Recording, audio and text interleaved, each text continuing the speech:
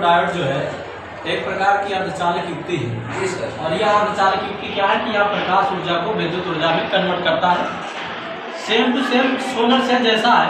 अंतर क्या है स्टूडेंट की सोलर सेल में बैटरी नहीं लगी होती है, क्योंकि वहाँ से हम ज़्यादा ऊर्जा लेते हैं। ये उसका छोटा स्वरूप है, यहाँ हम बैटरी लगाते हैं।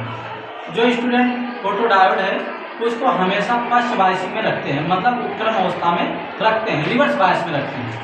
रिवर्स बायस में रखने से होगा क्या स्टूडेंट, हमको पता है कि P को माइनस से जोड़ दें और N को प्लस से जोड़ दें तो यह रिवर्स बायस में होता है।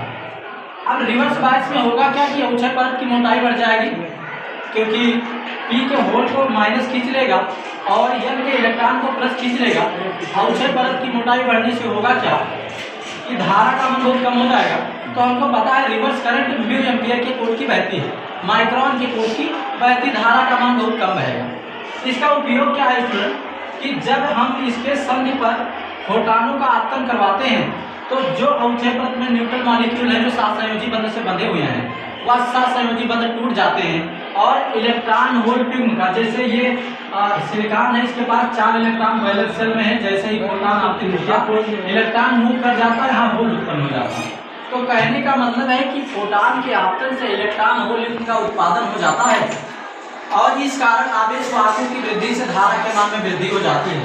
तो प्यारे बच्चे इसका उपयोग क्या है, तो सबसे पहला उपयोग हमने लिखा प्रकाश के संसूचन में। जैसे एज्यूम कर ले हम कि ये कोई सर्किट है, मान लीजिए इस घर में कोई डायोड लगा है फोटोडायोड, अब उसमें 1 म्यू एम्पियर की धारा बह रही है, 1 म्यू एम्पियर की धारा बह रही है। यदि प्रकाश पड़ेगा तो फोटॉन गिरेंगे, इलेक्ट्रॉन उत्सर्जित होंगे तो धारा का मान बढ़ जाएगा। तो जैसे ही धारा मान लीजिए 2 म्यू एम्पियर हो गई, हमको पता चल जाएगा बच्चे कि प्रकाश आ रहा है। मतलब यह प्रकाश को क्या करता है, डिटेक्ट करता है। क्या करता है, डिटेक्ट करता है। दूसरी चीज बच्चे, प्रकाश चलित स्विच में कई प्रकार के ऐसे टॉर्च हैं जो जब रात होती है तो उन पर प्रकाश नहीं पड़ता, तो प्रकाश नहीं पड़ता तो अपने आप को ऑन कर लेते हैं। जब सुबह होती जब उन पर प्रकाश पड़ता है तो प्रकाश पड़ने से धारा का मान एकाएक बढ़ता, बस अपने आप को ऑफ कर लेते हैं। तो प्रकाश से पूरा दिन चलता है। वो समझ में आ रही, जो यंत्र बनाए गए वो पूरा दिन प्रकाश से चलेगा। अब पुनः शाम को जैसे प्रकाश बंद होगा वो धारा का मान घटेगा तो वो पुनः अपने आप को रिवर्स बायस में कर लेगा। अब एक चीज़ समझे बच्चे, जैसे आप लोग जानते होंगे कि कई CCTV कैमरे वगैरह लगाए जाते हैं, या कई जगह आप लोग देखे होंगे कि जैसे कई जगह आप देखे होंगे कि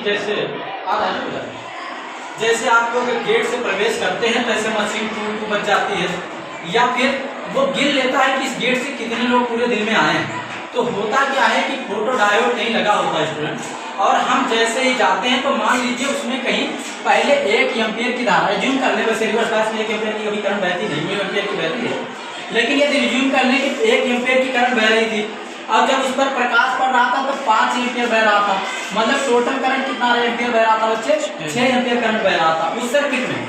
जब हम इंटर किए बच्चे, जब हम इंटर किए तो प्रकाश उस पर नहीं पड़ा, डायोड पर प्रकाश न पड़ने के कारण ये 5 एम्पियर कट गया, तो उस पर पुनः करंट कितना बहने लगा, 1 एम्पियर। तो वास्तव में वो जो फोटोडायोड है उससे वो किसी व्यक्ति की संख्या नहीं गिनता, वो यही गिनता है कि कितनी बार धारा कटा है, मतलब 6 एम्पियर बह रहा है लेकिन कितनी बार एक हुआ है, वास्तव में वो ये गिनता है और उसी के तहत हमको पता चल जाता है कि कितने व्यक्ति अंदर आए हैं।